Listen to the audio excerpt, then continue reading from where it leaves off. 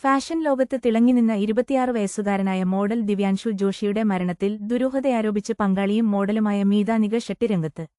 May 28 തീയതി പെരുമ്പാവൂർ പെട്ടമലയിലെ ക്വാറിയിൽ സംഭവിച്ച ദാരുണമായ മരണം കേവലം മുങ്ങിമരണമായി കാണാനാവില്ലെന്നാണ് കുടുംബത്തിന്റെയും സുഹൃത്തുക്കളുടെയും നിലപാട്. സംഭവത്തിൽ വിശദമായ അന്വേഷണം ആവശ്യപ്പെട്ട് മീതാനിക പോലീസിന് കത്ത് നൽകി.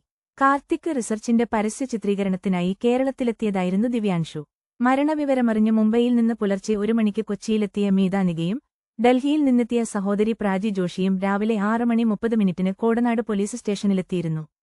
എന്നാൽ ദിവ്യാൻഷു വെള്ളത്തിലിറങ്ങിയെന്നും മുങ്ങിമരിച്ചെന്നുമാണ് അധികൃതരിൽ നിന്ന് ലഭിച്ച മറുപടിയെന്ന് മീതാനിക പറയുന്നു. നീന്തലറിയാത്ത ദിവ്യാൻഷു എന്തിനാണ് ഇത്രയും അപകടകരമായ ക്വാറിയിലേക്ക് പോയതെന്ന കാര്യത്തിൽ ഇപ്പോഴും വ്യക്തതയില്ല.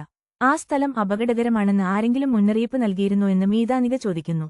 ബ്രാൻഡ് പ്രതിനിധികൾ കുടുംബത്തെ സന്ദർശിച്ചെങ്കിലും മരണത്തിലെ ദുരൂഹതകളെക്കുറിച്ച് ചർച്ച ചെയ്തിട്ടില്ലെന്നും അവർ ആരോപിക്കുന്നു. 1 മാസത്തിന് ശേഷവും ഈ സംഭവത്തിൽ വ്യക്തമായ ഉത്തരം ലഭിക്കാത്തതിന്റെ വേദനയിലാണ് സുഹൃത്തുക്കളും കുടുംബാംഗങ്ങളും. വാർത്തകൾ വേഗത്തിൽ അറിയാൻ ഞങ്ങളുടെ ചാനൽ സബ്സ്ക്രൈബ് ചെയ്യുക.